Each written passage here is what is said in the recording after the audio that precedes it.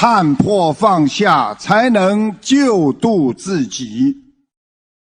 有一个不会游泳的人不慎跌入了一个池塘，他的四肢拼命地滑动，大叫救命啊救命啊！因为他不会游泳，他越挣扎身体越往下沉得快。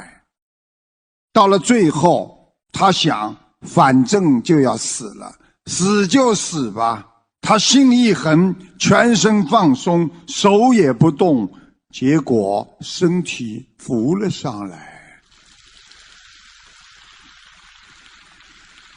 我们学佛人也是如此，遇到事情越紧张越容易坏事，越看破越放下，不执着反而越容易成功啊。